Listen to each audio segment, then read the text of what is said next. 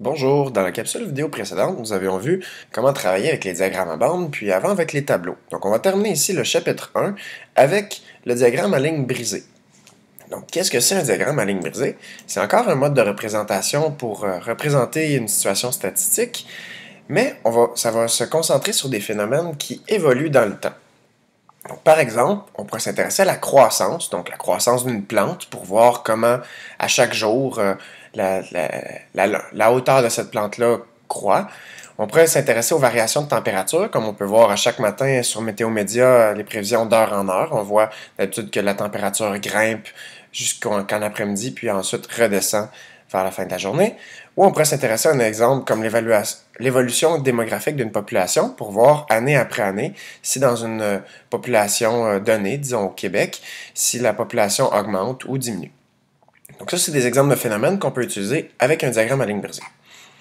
Toujours, ce qui est important, c'est, vu que ça évolue dans le temps, on va toujours placer l'unité de temps sur l'axe horizontal. Donc on va regarder l'axe horizontal de gauche à droite et on va pouvoir voir l'autre grandeur qui va augmenter ou diminuer.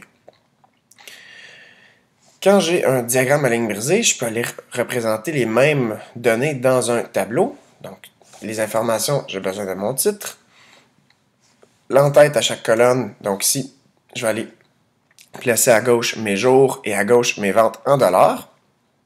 J'ai indiqué ici dans la bulle, n'oublie pas les unités de mesure. Donc on place toujours les unités de mesure ici entre parenthèses, donc pour dire que ce sont des ventes en dollars. Et ici, ensuite, dans le tableau, on n'aura pas besoin de répéter dollars, puisque ça va préciser que ce sont des ventes en dollars.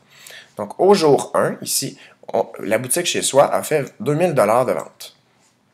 Au jour 2, la boutique chez soi a fait ici 1500 dollars de vente. Au jour 3, on est à 4000 dollars de vente. Au jour 4, 3500 dollars de vente.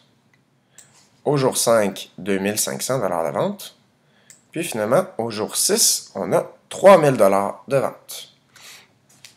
Donc on peut te demander de passer d'un mode de représentation à l'autre comme ça, d'un diagramme à ligne brisée à un tableau ou l'inverse.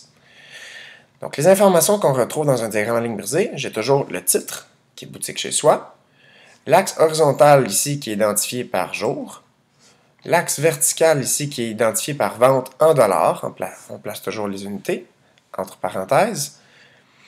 Et lorsque j'ai deux axes comme ça, je peux avoir des graduations différentes sur chacun des axes. Donc ici, je peux avoir des bonds, je pars à 0 et j'ai des bonds de 1 sur mon axe horizontal des jours.